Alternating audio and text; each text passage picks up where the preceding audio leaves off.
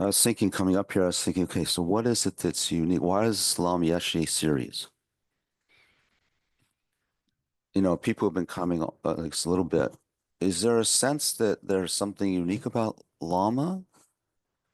Because that's what I'm trying to capture, is to get his voice and his personality or his style, relevant, because it's been a long time since, of course, he passed away, but his relevancy and his inspiration and actually his effect on all of our, in terms of this organization's presentation of what he actually started this organization and which this center is part of. We have, I don't know how many, 135 centers and projects and things like that around the world.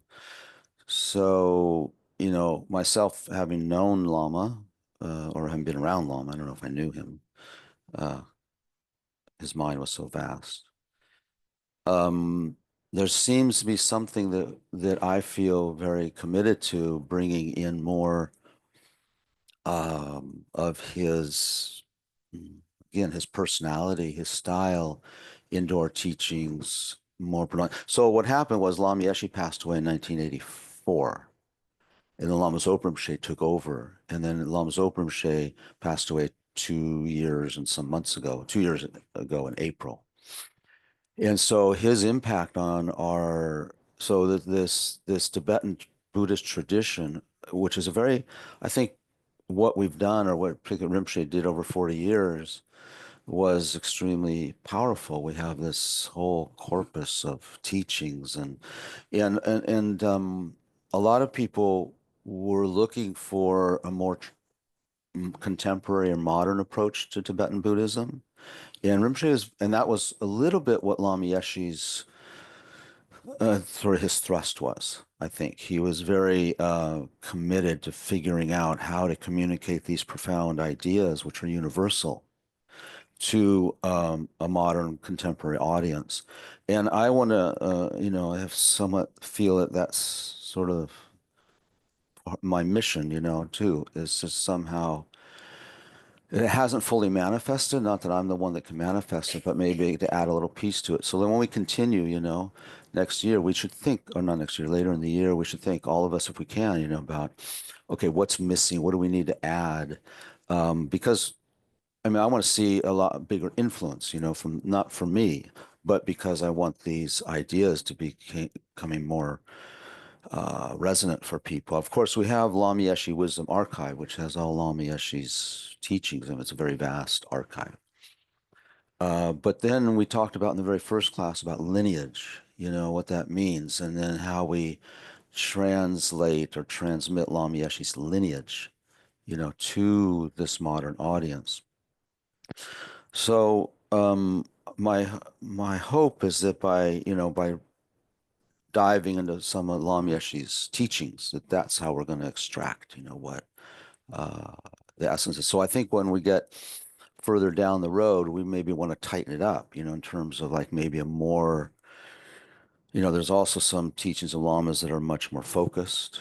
Things like Introduction to Tantra and other books like that, and take it more, I don't want to scare people away by being too rigid, because Lama's style wasn't rigid.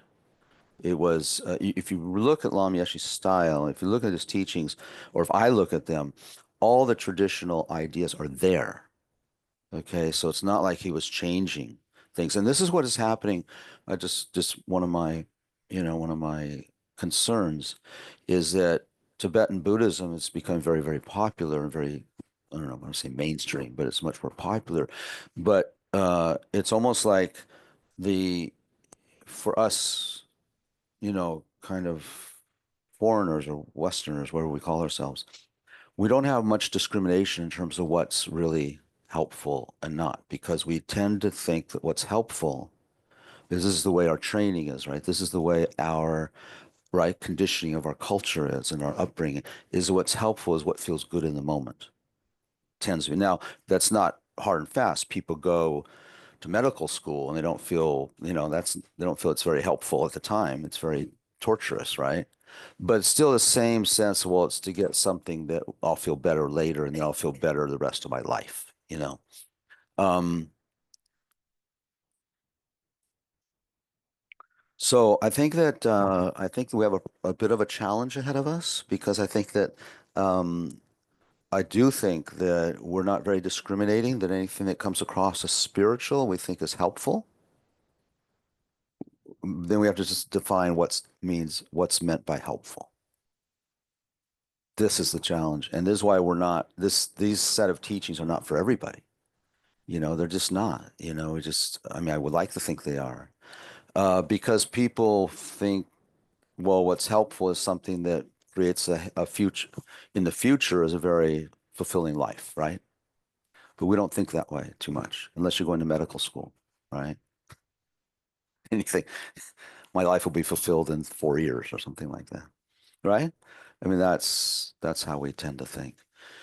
So traditional Tibetan Buddhist ideas don't sometimes don't resonate well with that the way we're trained to think of what it is that makes a fulfilling life.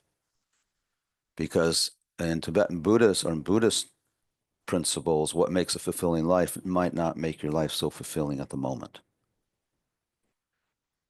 Your story was a good story. Yeah. Uh, Talking about struggling through addiction, you know, that didn't feel good, did it?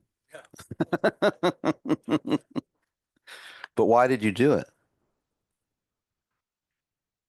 Because you were saying nothing else was really working. It wasn't working. But you must have gotten well, you were going to the Kashidagarba temple and getting some ideas. But, you know, it's not easy. It's because our training is, we are already mentally brainwashed, right? And our brainwash, this is the problem for us, I think. We're brainwashed already. And from the Buddhist point of view, this brainwashing has been the same for countless lifetimes. That's pretty intense. The thing to go against, like you just think about the training, you know, we took a look at traditional modern psychotherapy, you know, and looking at, um, uh, we talk about the training of our families, you know, the effects our family, our parenting has had on us. And we put so much weight in that and so much value and so much importance. But actually, you know, it is important. But it's funny when you think about it. What about if we were to see all the training we've gone through for just, let's say, 15 lifetimes, let alone countless? You know, we don't pay attention to that, right? And we don't give much credence to that because we don't believe in previous lives. We don't believe in future lives, right? Right? It's hard to believe.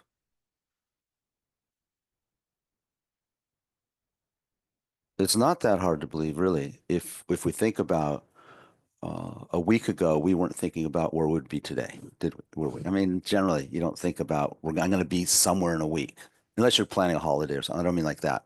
I mean our normal everyday consciousness, our own normal everyday awareness. We talked about in the past. We talked about the effects of permanence, right?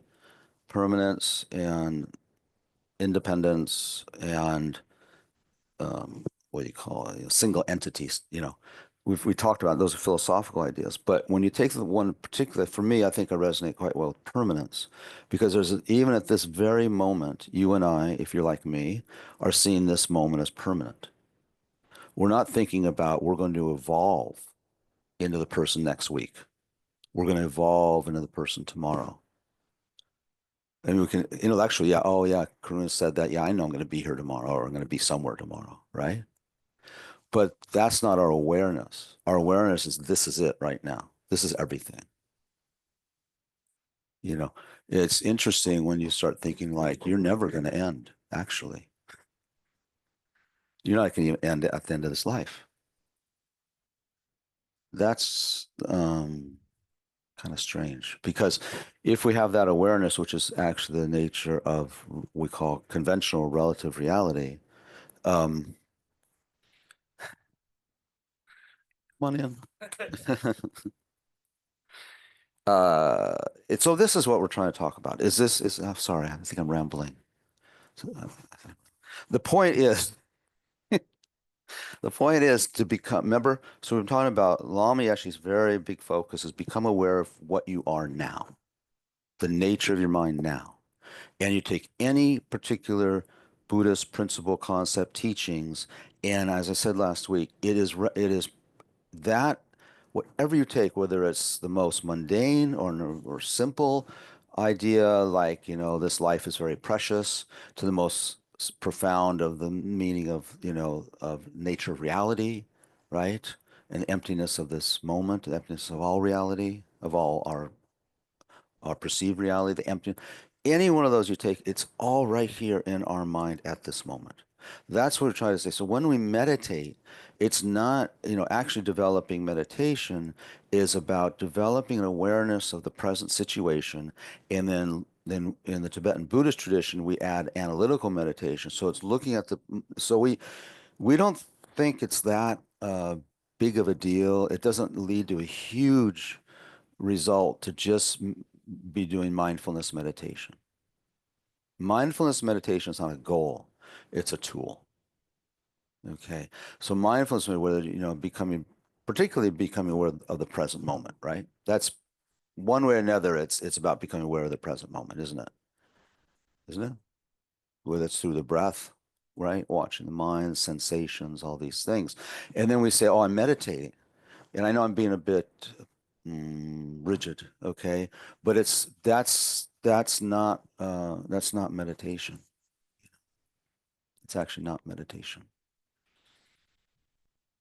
I mean, it can be meditation. So what is meditation?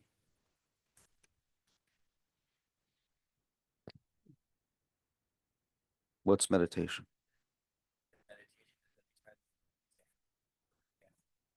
Right. Anytime we're examining our mind, and it's interesting, I'm glad you used the word examining because it's not merely watching. Okay, to watch the mind. Now, I've said the definition or the way that the word in Tibetan and Sanskrit is used, the word meditation means to become familiar. That's very different than what the normal conventional understanding of meditation is, isn't it? To become familiar, we've never heard that. I mean, no meditation teaching, you go to mindfulness, all these different, you look on the internet, whatever, all these different programs of meditation. I don't think anyone starts off, okay, the goal of this practice is to become familiar. Okay. So familiar with what?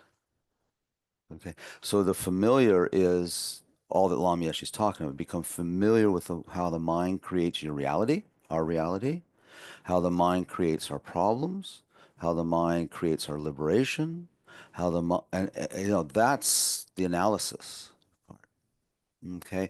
So if we just watch the mind, what happens if we think that, let's say, that we think that the main thrust of or focus of meditation is watching the mind. Okay. Well, depends what you mean going beyond the mind. I mean, yes, yes. So technically speaking, what we're talking about is going beyond sorry, I use these terms, but the relative mind, the conventional mind. Yeah. Um, but at the same time, there's a lot of wisdom in understanding the relative conventional mind. That's where our wisdom starts. And actually, that's where the healing starts because we don't, so there's a relative quality to the mind and there's sort of an absolute quality to the mind. There's universal quality to the mind and then there's a relative quality to the mind. And a lot of times, there are practices that just have one focus on the universal quality of the mind, the absolute nature of the mind. But it's a little bit dangerous because you really can't do that without first understanding the conventional relative nature of the mind. It's neuroses, so to speak. And it's non-neuroses. It's not all neurotic.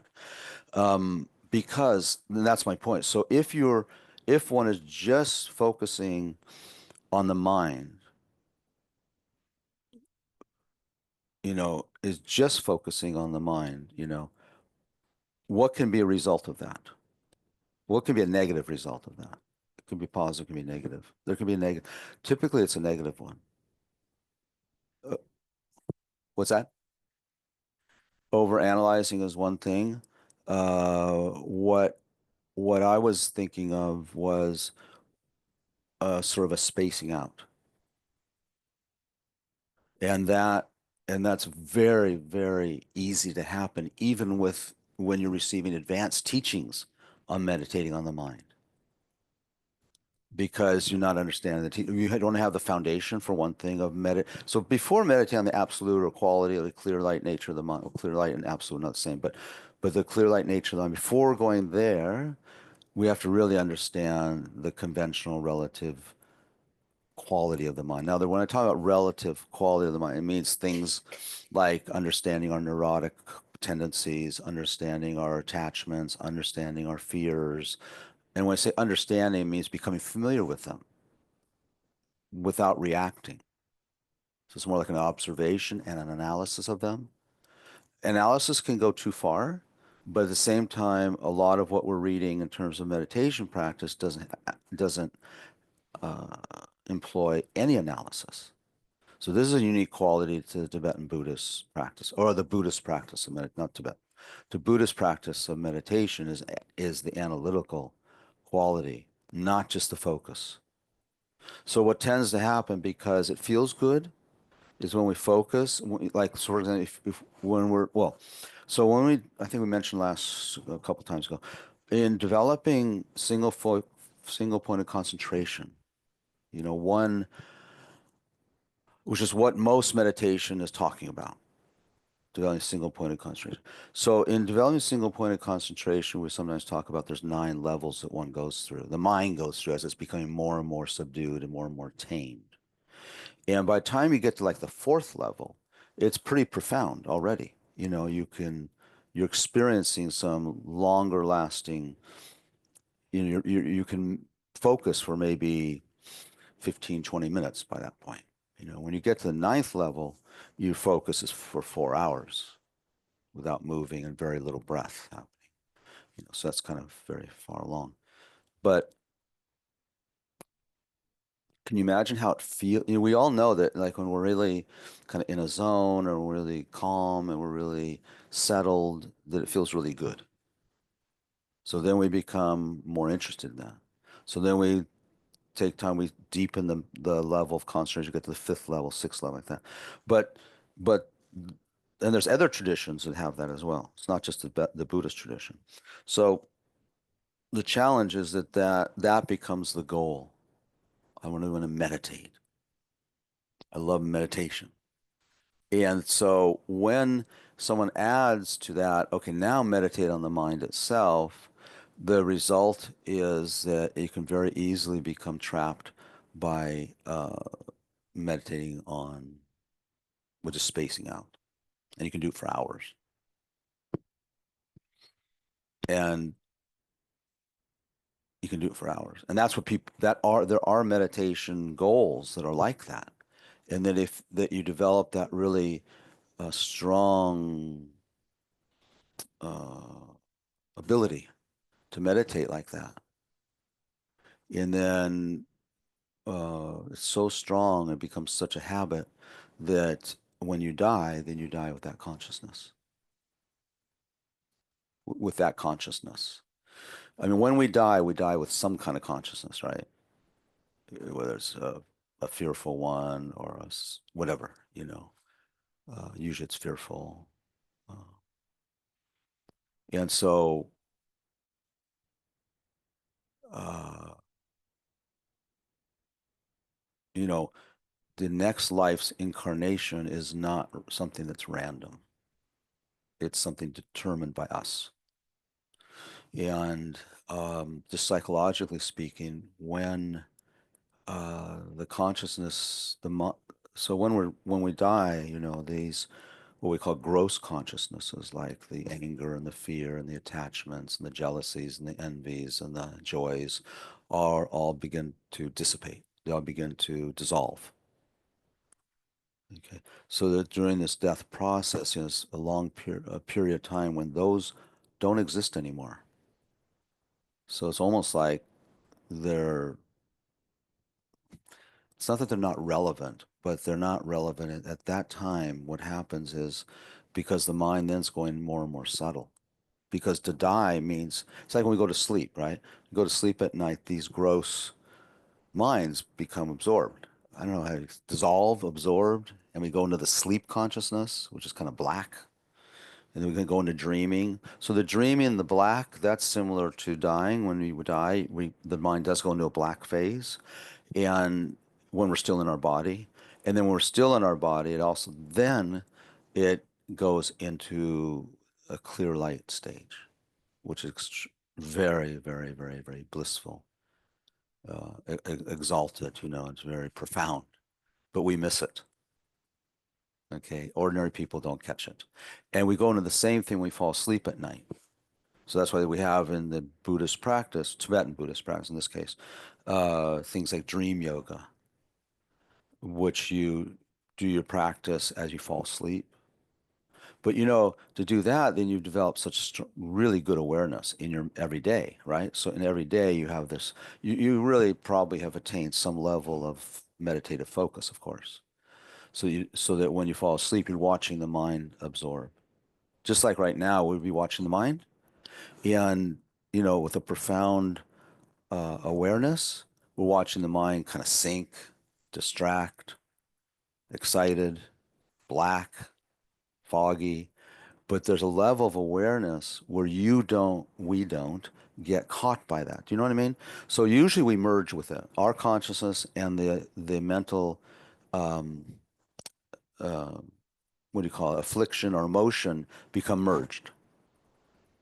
This is really, really important. So like say we could feel sad. We merge with sadness. We even say, I'm sad, right? And for this is where analysis is really important because we have to use analysis. It's not you can't just be intellectual. At that time, it's important to actually, if you can, you don't have to meditate formally, but to use your mind to go start analyzing. I'm getting into a whole different area, by the way. So, analyzing who's sad. Now, to do that, we have to study a little bit, right? I mean, this is what's interesting about this spiritual path is it does include some intellectual understanding because it's like Lama Zopa, I mentioned this before, Lama Zopa being asked what he thought of mindfulness meditation. And he said, mindfulness of what? It's not the mindfulness, it's what you're doing. So, um, we have to, I mean, not have to. So this particular spiritual path, this meditation has a lot to do with understanding the interrelationship between oneself and the emotion. And the curative therapeutic part of this is understanding that I and the sadness, okay, are not the same thing. But we never do that. I mean, ordinary people, we never, ever, ever really do that. It's always, I'm sad, I'm angry, okay, or I'm tired. And one way of saying it's in the debate courtyards in the Tibetan Buddhist monasteries. There's one debate. It's kind of a simple one that they start translating "I'm sad" to "I have sadness," but they do it with everything, in the sense of I have pain in my leg. No, when you think you have pain in your leg, you are the pain in your leg, aren't you? You become so fused with it. So this is all why. Why is that? We have to ask ourselves why. What's the mechanism? So the mechanism is misunderstanding what really is there, what's true. So we don't understand reality, right? And so understanding reality is the mechanism that gets us out. That's the mechanism that creates freedom. And yeah, I mean, simple as that. Say maybe mindfulness meditation is that you kind of attach yourself to the mind that's observing Yeah. breath, and which Oh, is to unless you're a great yogi, is only unique to you, right? Like, I think, yeah. Well, the mind that's observing, what is that mind, right. But there is a mind that's observing that is it's just a quality of mind. It's just an objective quality. But when we start, it's more the identity that I would say is the problem. Identities observed. Yeah.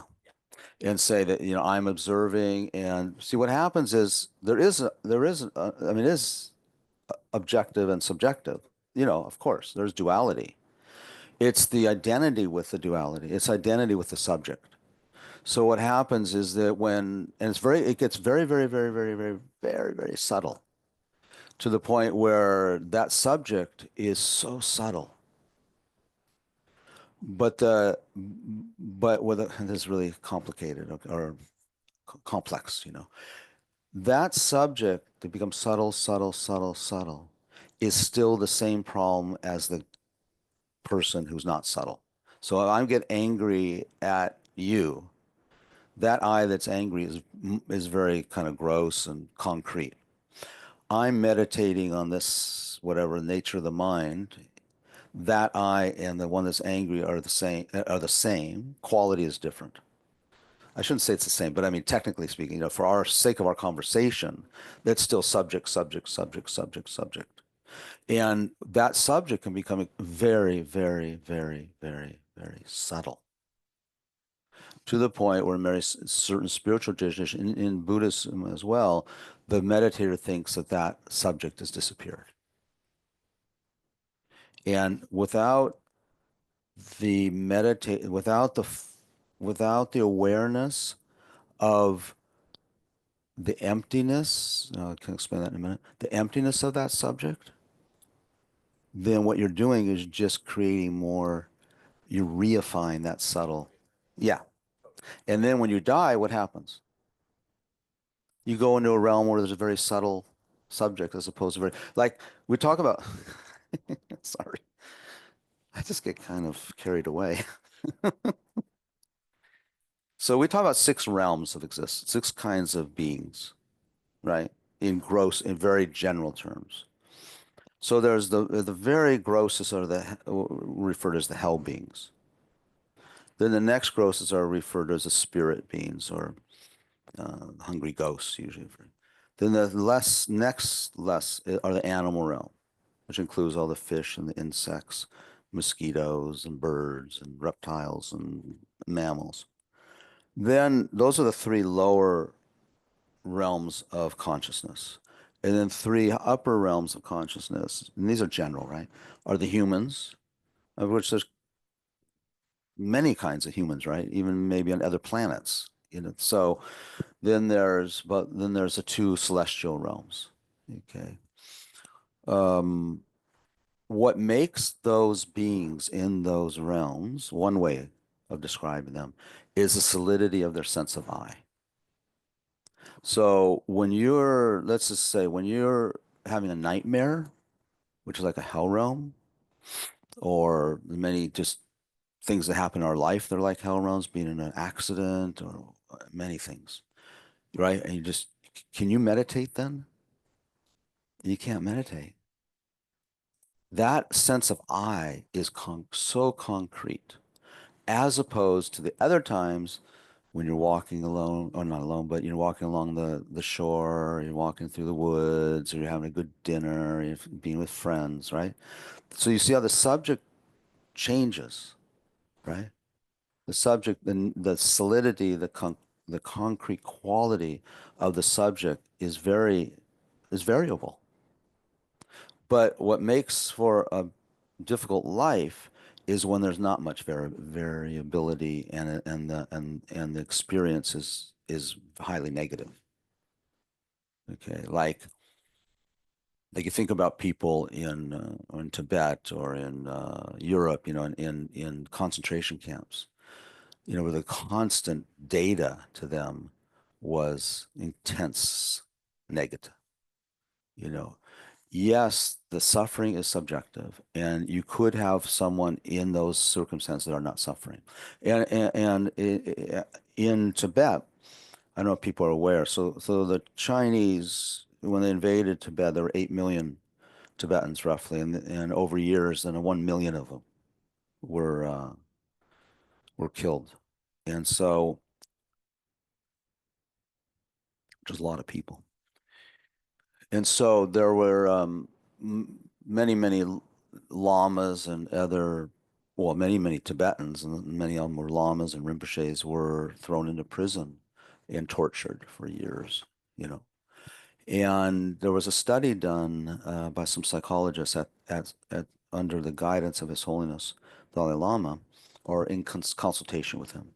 And so they were going around the refugee camps, to measure post-traumatic stress disorder amongst survivors of the concentration camps in Tibet. And and I'm kind of simplifying this study, but I did actually read it, which is unusual for me. But the they came back to His Holiness. I think it was an 8 month or 10 month study, where they're doing research through the refugee camps. They came back to His Holiness and they said that, well, our findings are kind of perplexing because we're not finding the symptoms of PTSD as severe as we would have expected. Night terrors and anxiety, response to, anyway, different stimulus and like that. I mean, there was PTSD, but they just couldn't figure out why it wasn't so profound as they would expect. And in fact, in some survivors, there wasn't any at all.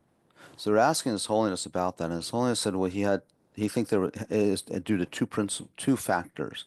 One is in the Tibetan culture as a whole. So karma, cause and effect, is just an accepted principle amongst everybody, educated or non-educated. And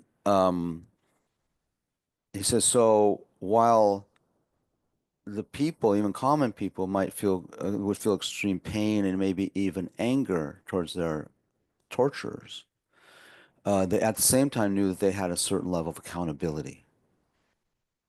So, it creates a different narrative, right? And this is one of my um, soapboxes, is that when we talk about, different conditions, whether psychological or whatever, that we make these, psychologists, therapists will make these definitive statements. Oh, she's abused, therefore she will, or he's abused, therefore he will. His life like this, it's determined, which is complete. I mean, it can look like that, right? I mean, there are tendencies, of course. But to look at things that way is not that helpful. It's more like, well, what was the subjective experience for that person? And how did they create the narrative around it? Because the narrative becomes the truth when it's just description. I don't mean to minimize that that is where we all live. But in Buddhist practice, what we do is begin to accept it's all description and it's not real. It's not concrete or solid like everyone tells you it is, including ourselves. So, in this study, then this only said, he said, then I think there was another class of people, very highly trained meditators, lamas, that actually understood that this is a karmic unfolding for them. But in addition, because of their deep practice, they also generated a feeling of compassion for the people torturing them, which we never hear about. We're never taught that, right? And that seems actually like, what's that called? Spiritual bypassing? No, spiritual bypassing. And yeah, Stockholm syndrome, which is spiritual bypassing.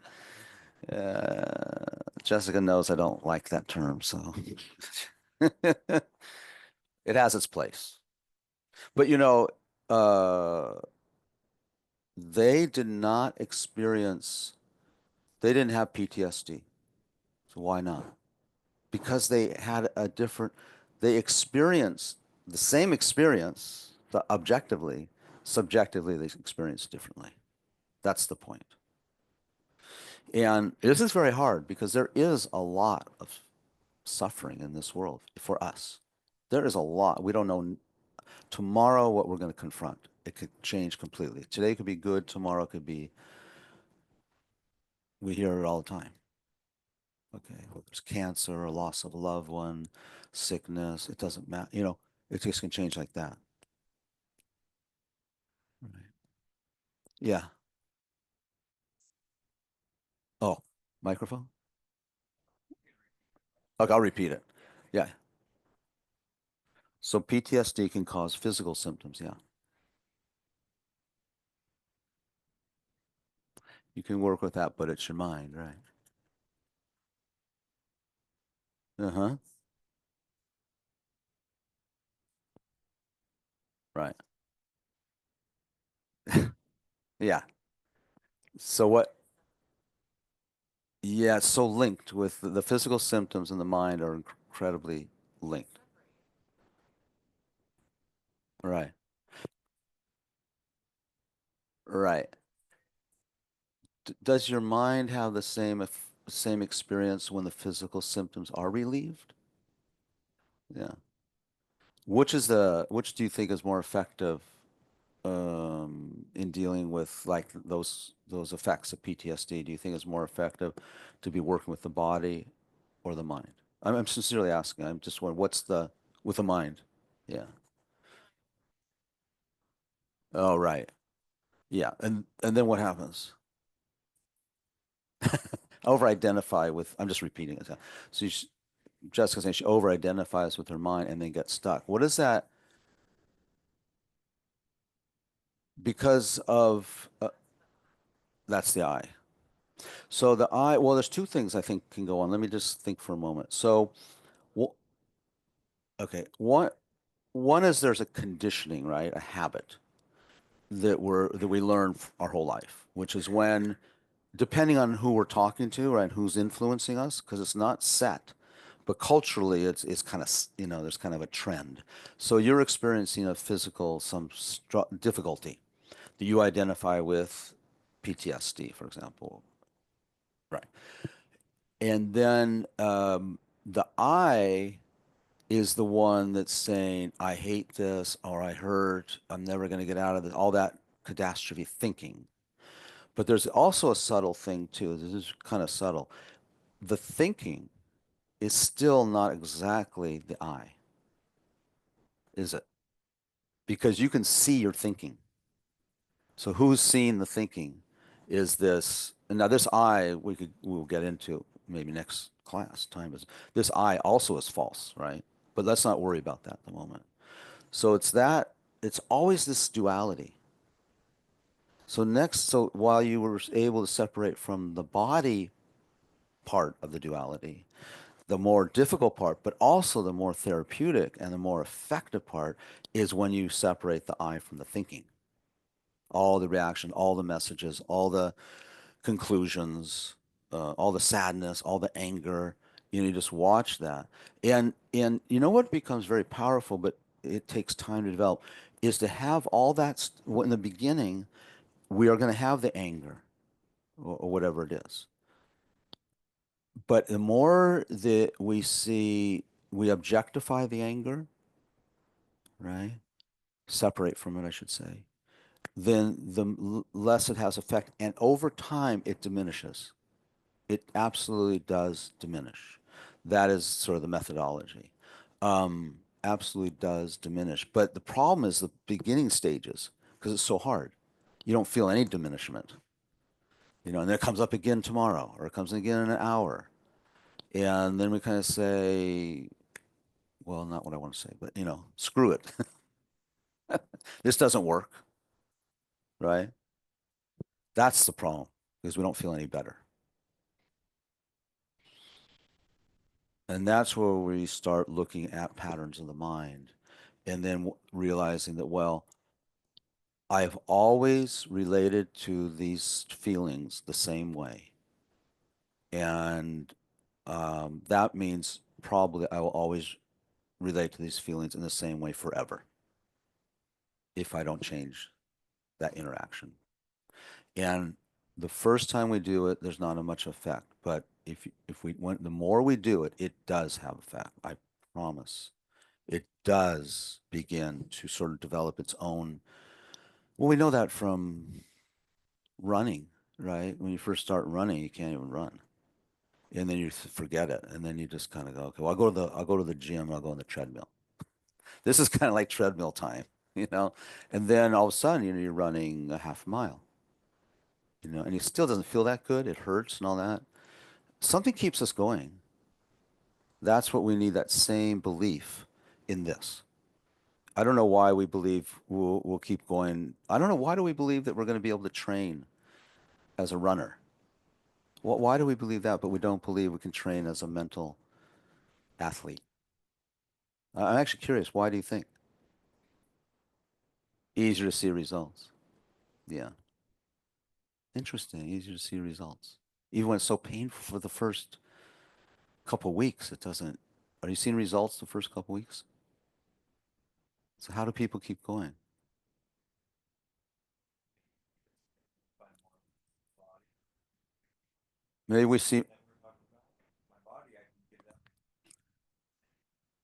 and find So these others. being more identified with the body. I also think there's more evidence. Everyone's telling you around, well, I did it, and there's testimonials, and so we've seen these testimonials on the mental workout. We don't have a lot of testimonials, do we? We don't actually don't, do we? No, I think, or they might sound a bit romantic if we have those. Or we need to validate that this stuff works. People need to hear it works. Well, I give you one this morning. It does Yeah, work. And ultimately, it's not just this step, it's just searching and trying to improve yourself works. yeah. It does. But it's hard, and it's harder than training for a marathon, I think. That's the so people that train to run a marathon are very few kinds of, and we all have our bodies, but the ones that actually run marathons is very few. So it's the same thing with this mental training. This is mental training. Like, that's why I don't like to often refer to meditation. I like to call it mind training, right? Um, yeah. So I don't know if that was helpful. It's just sticking with it, but it also it comes to you know how we talk about the three activities, which are listening, contemplating, and then meditating or meditating. So this listening phase is really important because that means study, right? It doesn't mean just listening. It's studying, reading, catching. So having the right ideas. So, in this case, what we're talking about is really understanding emptiness, and emptiness of the self. So it's really understanding the self. What is that? Why does Buddhism talk so much about self? No one else talks about it. It's funny, isn't it? I mean, in psychotherapy, they talk about self in terms of building up the self and healthy ego, which you do need. It's not to minimize that, but that's not the vehicle to any kind of freedom. And the other thing that we're talking about is not incremental. I mean, we do want incremental help, but we also are measuring that incremental health in context of ultimate freedom. And that's not something that you find in psychotherapy. I mean, Jung did talk about it some, and so did, I'll think in a minute, so they're kind of, but it was always just more theoretical, not as a practical thing in therapy. It's like we're talking about 12 steps. It's not a practical part of the 12 steps to seek some kind of liberated state of being. It's being free of the addiction or being, distant. Because you never not say you're not an addict, do you? Yeah. But in Buddhism, we don't accept that. Are you an addict right now? Hey, um, I mean, Are you using right now? no, Okay. Are you thinking about using? no. Okay, so you're not an addict.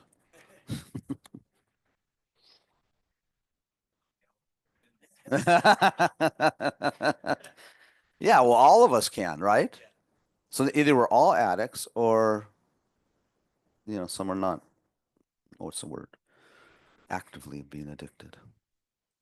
I want to read something if I can. Mhm.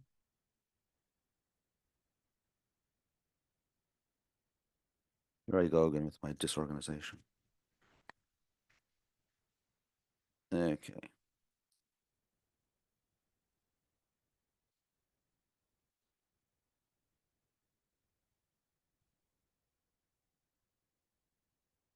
Okay.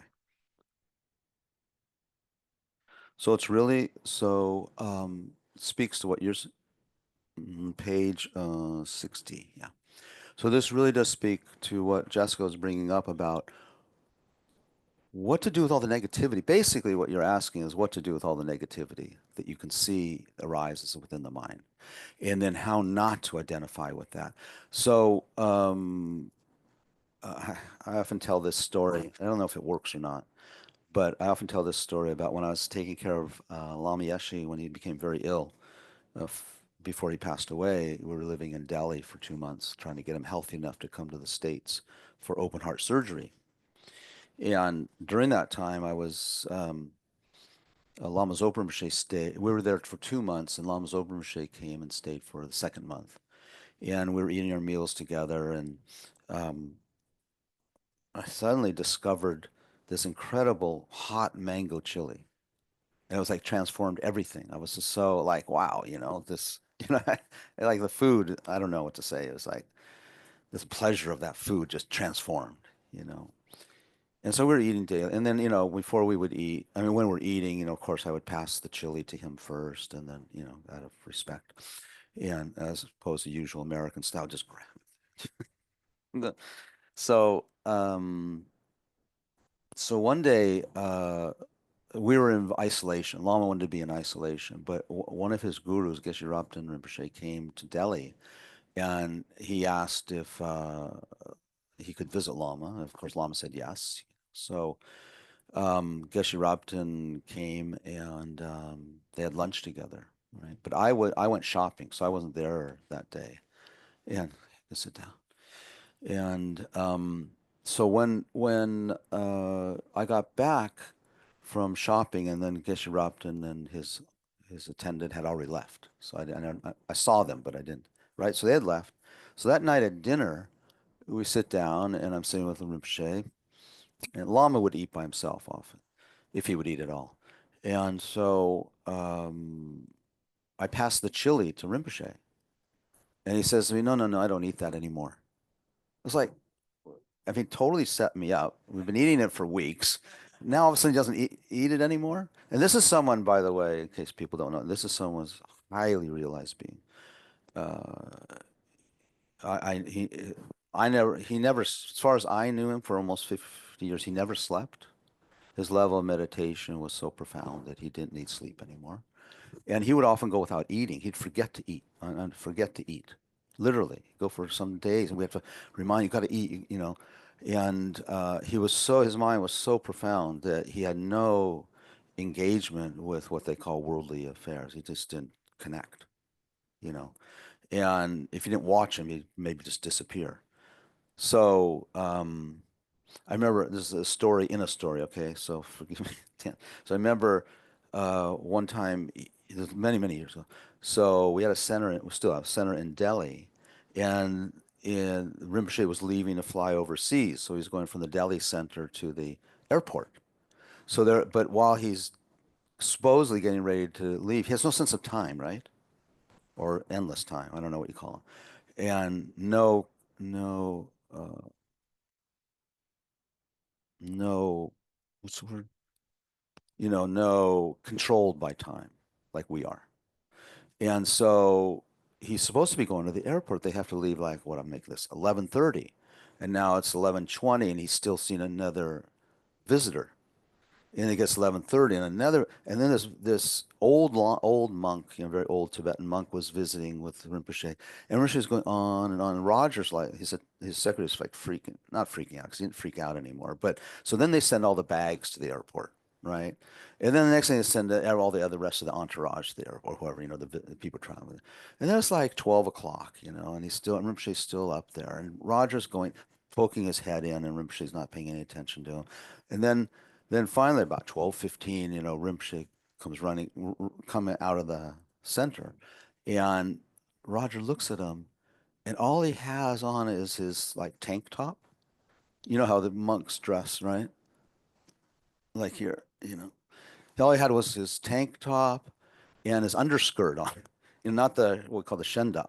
It's just a skirt, it's a petticoat and no shoes. He just come running out.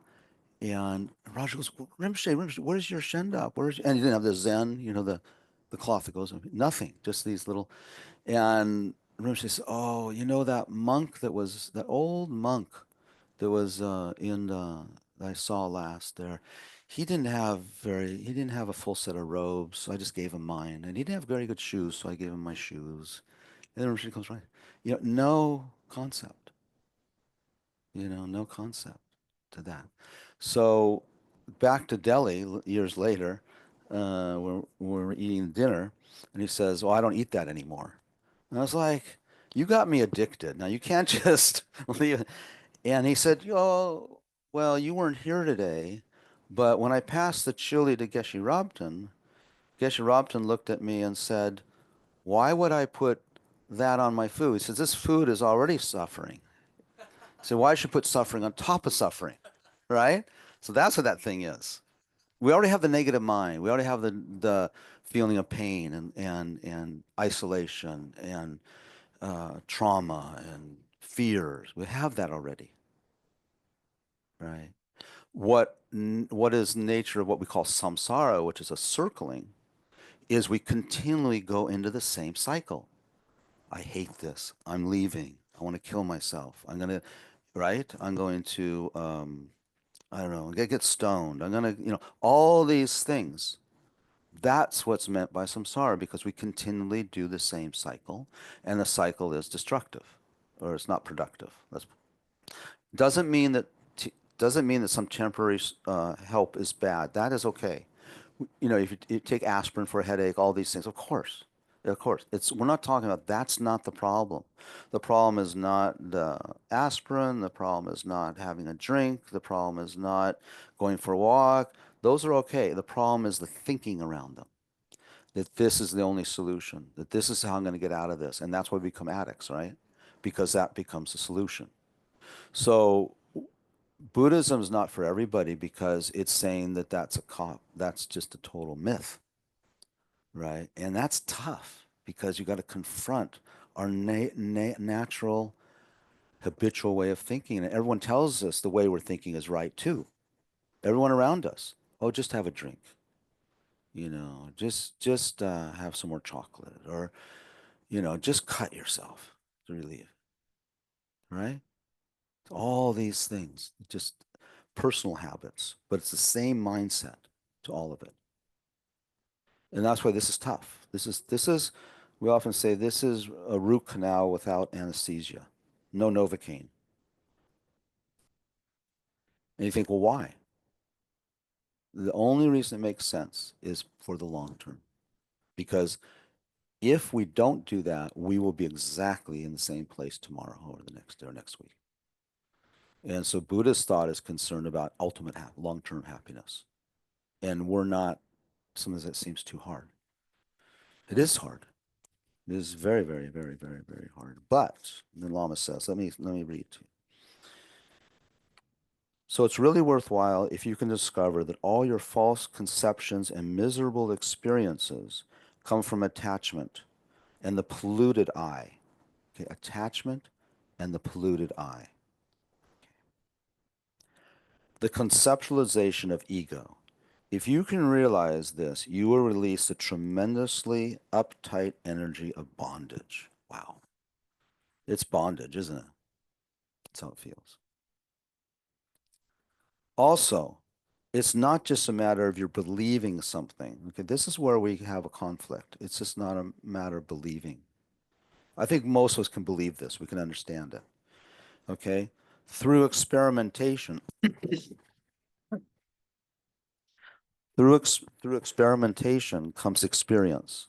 So this is why we talk about day after day, do this process. Do it when you're walking. Do it when you're stuck in traffic and do it when you're late for an appointment. Do it all the time. And because that's what Lama is saying, it's not just intellectual understanding, it's through experimentation. We are the laboratory. Okay. Through experimentation comes experience. Through experience comes realization. This is what we're looking for, realization. I really can't help it. I'm not saying I have any realizations. Okay, not claiming anything. I can't help it though. I see things in relationship to karma. I don't know what's wrong. I've been brainwashed. So when people, when I say karma, cause and effect, cause and effect, cause and effect, cause and effect. We don't say the word karma. So I can't help it. When I would sit with clients, it'd be a bit complicated because they'd be stuck in this incredible loop, or stuck in this incredible pain, or maybe in a relationship struggle.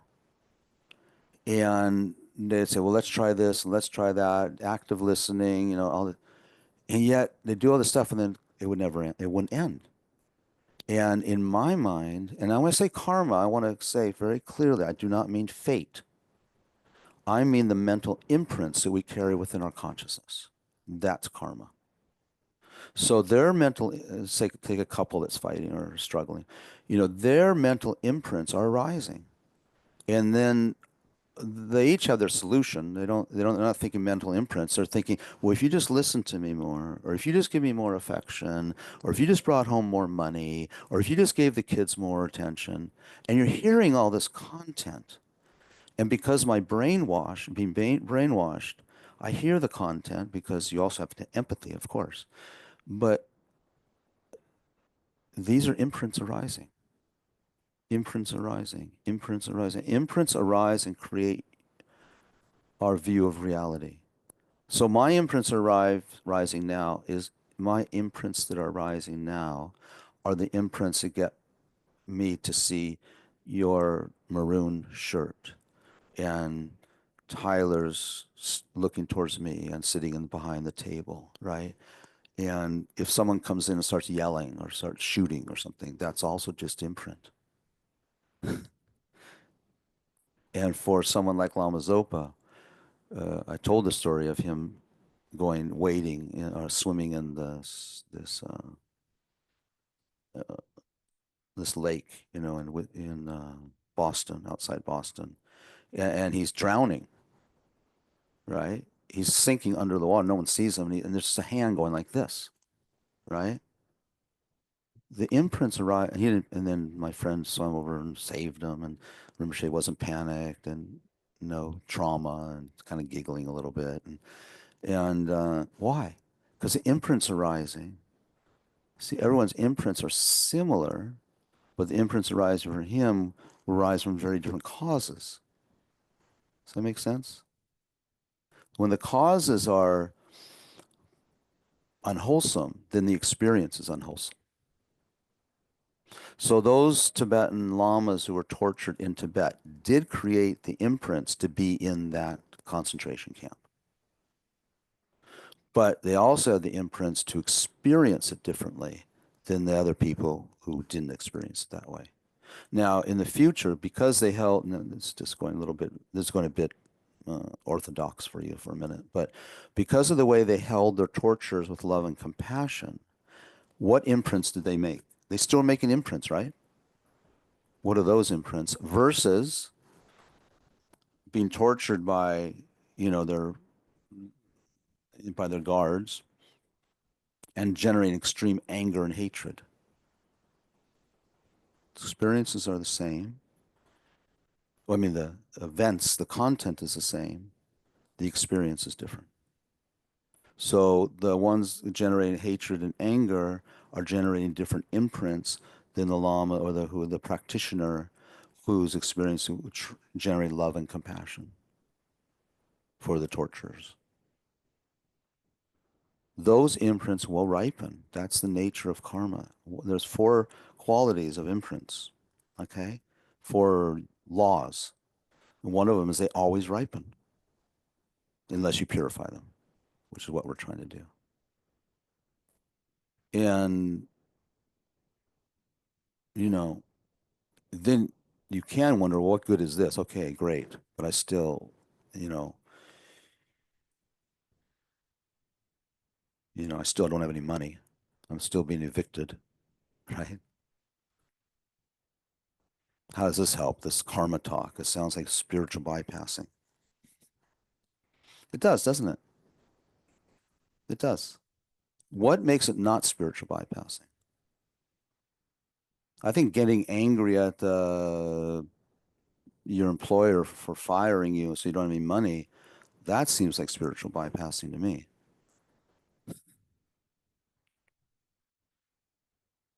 You know what I mean? Oh, no, people don't agree. What if, because spiritual bypassing would only mean applying some sort of thinking that's not reality, something like that, right? It's like it's a platitude, you know what I mean? It's like, it's God's will kind of thing. It's karma. Karma and God's will are the same thing, aren't they? I mean, in that sense. Not sure what to do with that.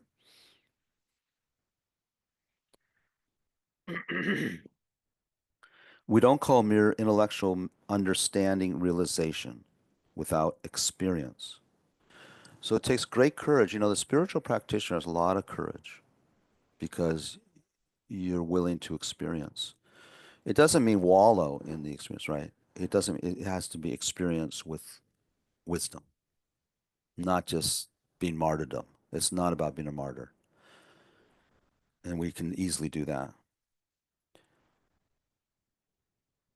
We don't call mere intellectual understanding realization. Without experience, knowledge is dry. From the day we were born until now, we've all been dry. And if we don't actualize the teachings, don't gain experience, we'll remain dry until the day we die. Dry, dry like wood. That's what I say. All these different ideas about like karma. Yeah, if it's just intellectual, it's dry. It's true. It's not that helpful. We need the intellectual at first. But I don't like it when people say, "Oh, that's your karma," because it feels like there's no experience behind that. I don't know what their experience is. So when we talk about karma and applying it to our struggles, it has to be without this dryness. Okay, so I agree that it's not helpful to say it's your karma or it's God's will because of it's just mere intellectual understanding. There's no touching to the experience. So all these ideas are experiential. Karma is experiential, and it's experienced through your meditation. In the same way we spoke last week, all these teachings, when we become soft, when the mind becomes soft and becomes focused, you can take any idea and you can meditate on karma in that moment of the in the experience that your mind is presenting to you. Karma is there. The understanding of karma is there. The realization of karma. And all you have to do is when you're meditating, if you want to meditate and get a taste or an experience of karma, while you're meditating and things are coming up and you're watching your mind, and even if it's better if it's a little disturbing stuff. Ask yourself, is this what's occurring in my mind, is it arising or is it always there? Is it impermanent, meaning changing moment to moment, or is it fixed, static, always there? This is really super important and very, very powerful. So it's just the meditation on permanence and impermanence. So to start off with is to start off with meditating on watching the mind and just asking yourself a single question. Is it impermanent or permanent? I mean, intellectually, we can answer that pretty quickly. It must be impermanent. It doesn't stay. So what's the definition of permanent and impermanent? We just need to know what things are, right? So permanent, well, okay. Impermanent, the technical definition, is something that's produced. It's a product. So when you feeling like let's say you're meditating and you're feeling fear or you're feeling tiredness, is that a product or not? It is. And then experience it. So one is intellectual knowledge. Lamas wants us to go to the experience. So now go experience the tiredness as a product. And if it's a product, it means it's produced. If it's produced, it's moving every nanosecond. Something can't be static and then be produced, can it? Scientifically, it doesn't work. So we have these two qualities. Entities or phenomena are, are either static, quote, or permanent, or changing, impermanent. If they're impermanent, it means changing instant to instant to instant to instant. Yeah, another way of thinking that, if it's changing instant, that means something is constantly being produced, a product. And does this make sense? Or is this too technical? I think Lama would give it in easier terms than me. So then, so it's very good for, like, you could do for a week or 2 weeks, long time. And just your only meditation is asking yourself, what's arising in my mind, the thing that I'm watching, is it permanent or impermanent? And come to terms with that. Then there's the experience. And from experience comes realization.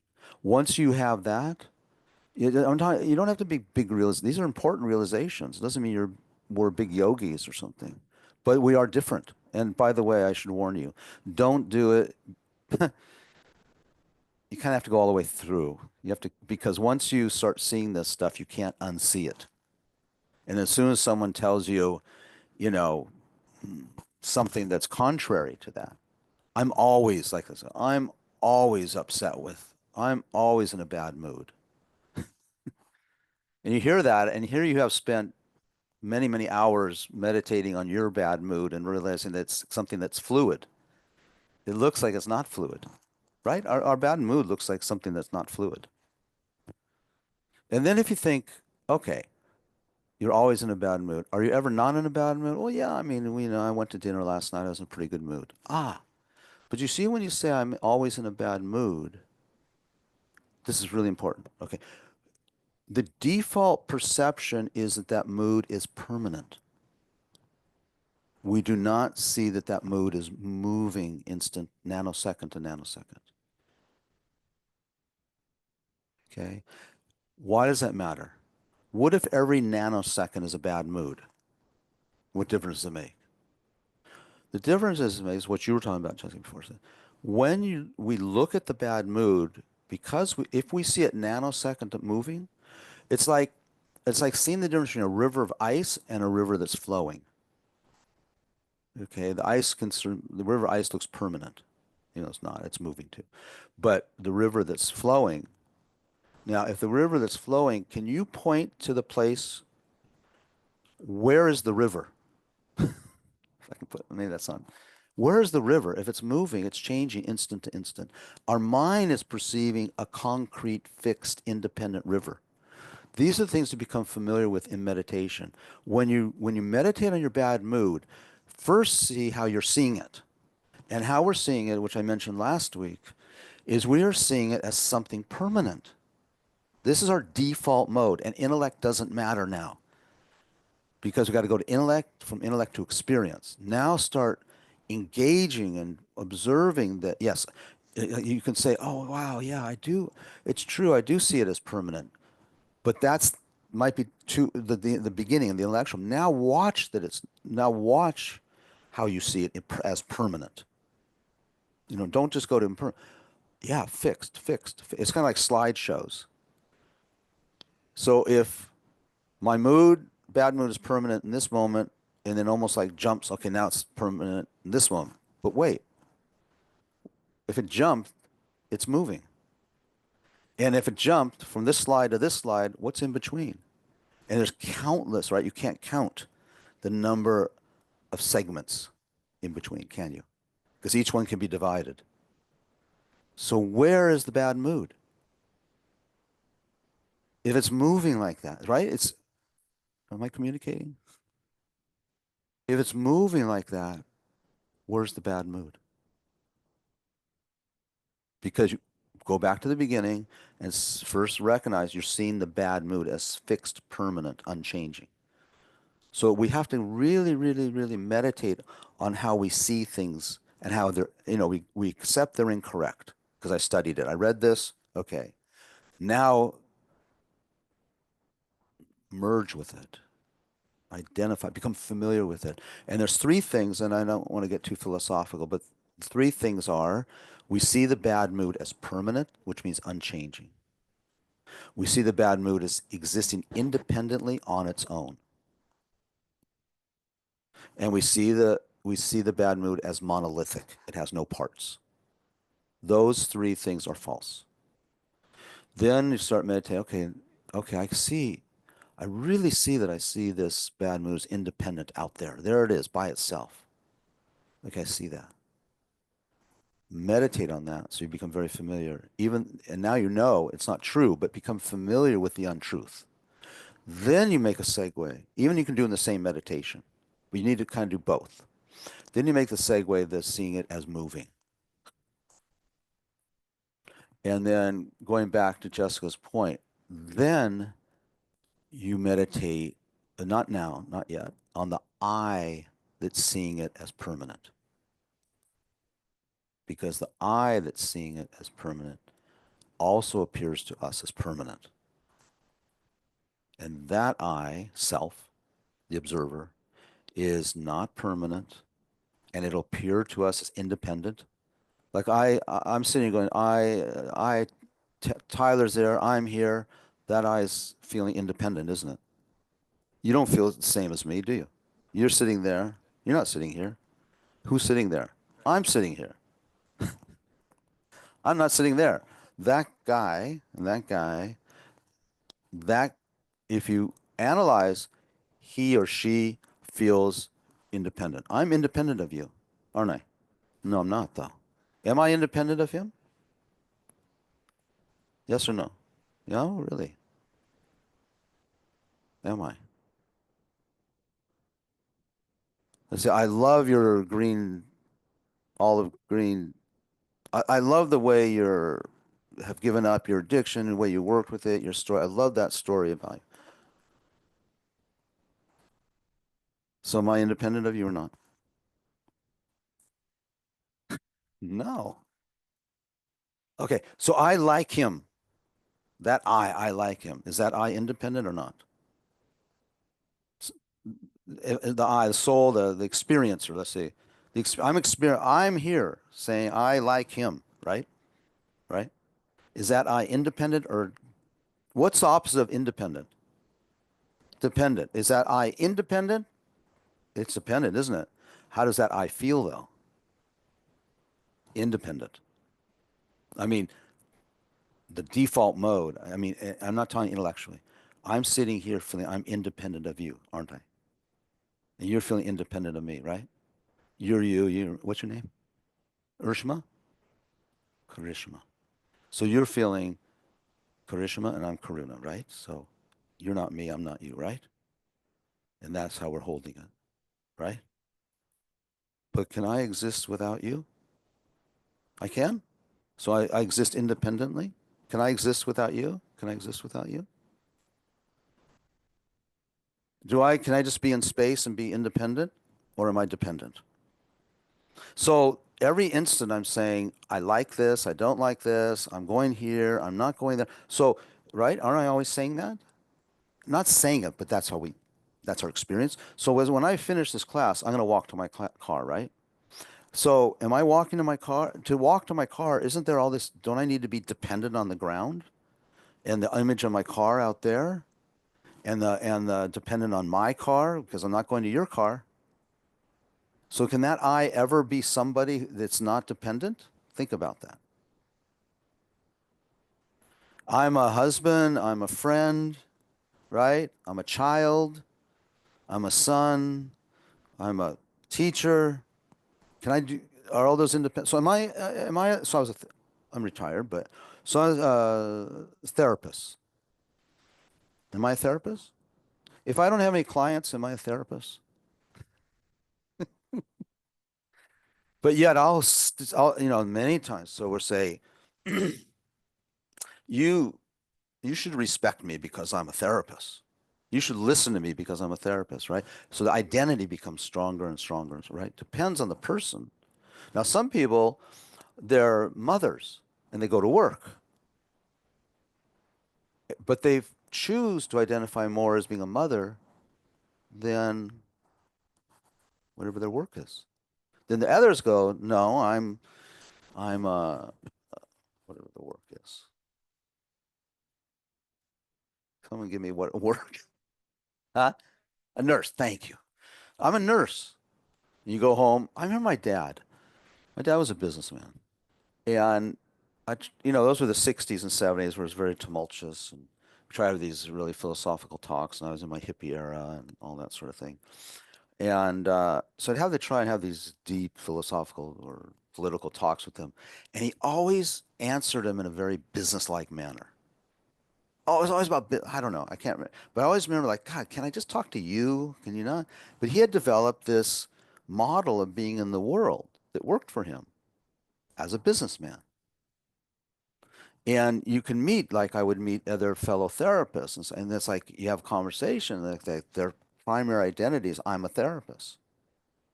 So you're talking out to dinner with them, and you're talking about someone's child, and they're going through the whole, diagnosis and giving all this explanation. Um, so we do have a tendency to say, I am this, I'm not that, I'm more this, I'm more that. People who identify, they get their fulfillment from being a mother. They might more put I'm a mother. I go to work, but really I'm a mother. Or I'm a policeman. When I go home, I just got to endure, the wife and the children. You know what I mean? You hear that, right? So you can check where your identity is mostly aligned with. Now, some people are more fluid too, kind of balance. It's a more balance. But then, oh, I was about to go into politics. I won't. Yeah. But you look at how people. So can I? So going. Can I be a therapist, a psychologist, without a client? I could. I could be doing research. Could I be a psychologist without research? If I had clients, could I be a psychologist without clients and without research? I could write a book, or I could teach, or I could be a podcast. But aren't they all dependent? All dependent. And how do we think of ourselves? Independent. What do you think?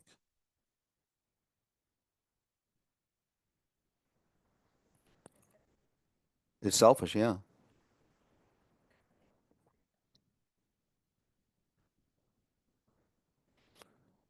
You can, but it means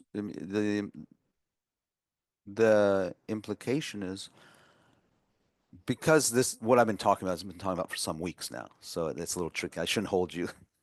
It's just because you spoke up. And so that's why I never spoke up in class. You're very courageous.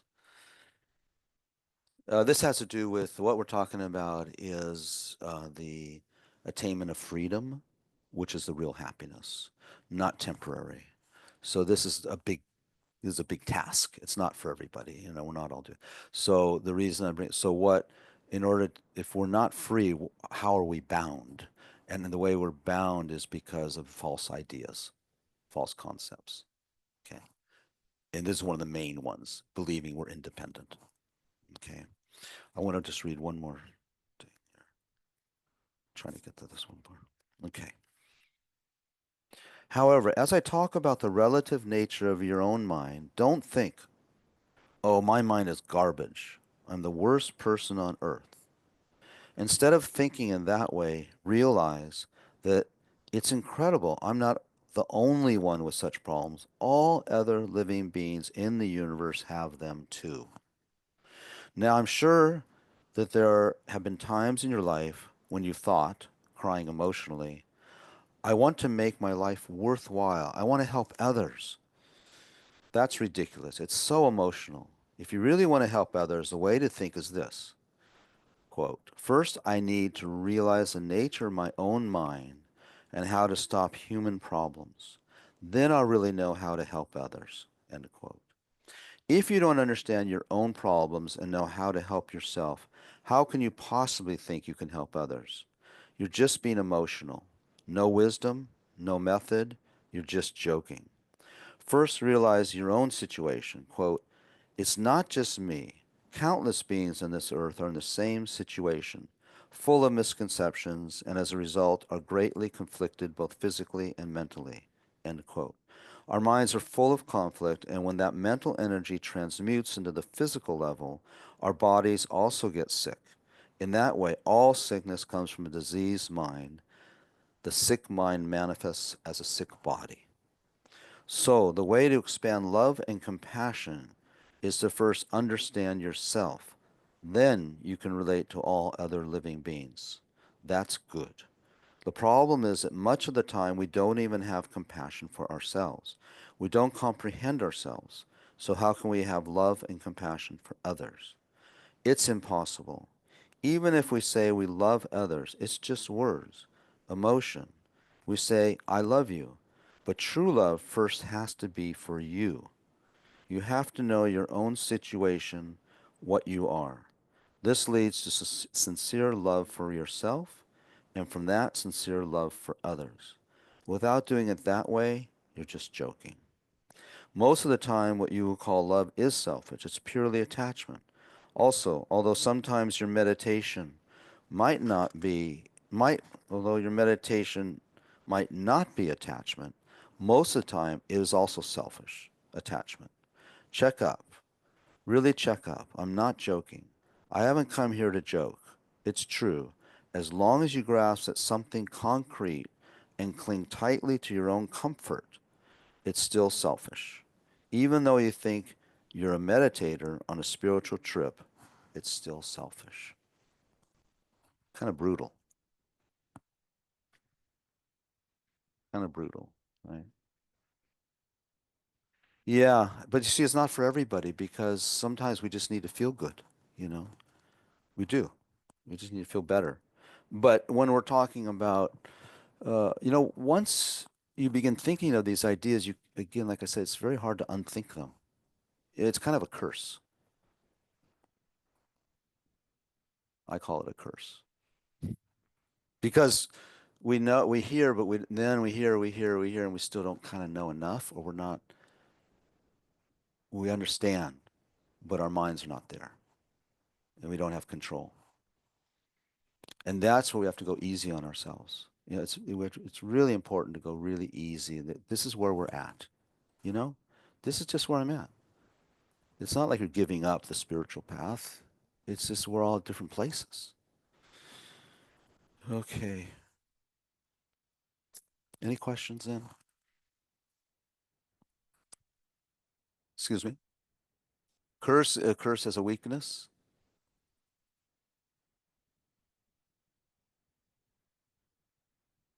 It will be awakening, but sometimes what I mean by curse, because I'm kind of joke around, okay? So I use my words somewhat liberally. But when I say it's a curse, I mean honestly, it's a blessing, right? But but when I say it's a curse, it's when you know a lot, but you can't apply it because what's coming on in your life is too strong. So you know, it depends on the capacity of the person, right? So someone like those lamas who were in the prison camps, their capacity was huge. But for other people, they couldn't meditate like that, or they couldn't relate to the suffering like that, right?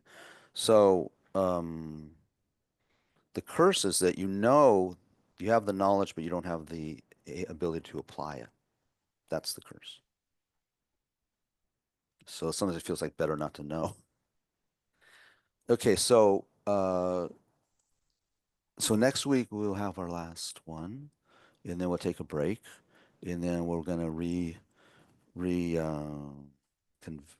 thinking about. I like people to give some feedback next week about how we can do this better. Um, Tyler and Leah were going to talk because thinking of ways to make it, more accessible to people. So this is an experiment, and see if we can continue it. Also to let me know if this fits. The people who have been coming, if this also fits for you. What we're doing. We're trying to figure it out, right? Right. Yeah.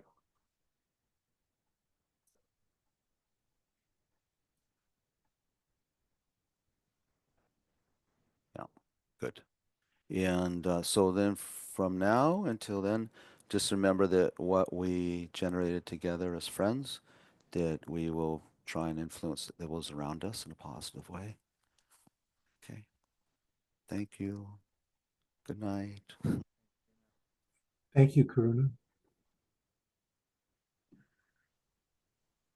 Thank you, Karuna. Thank you so much.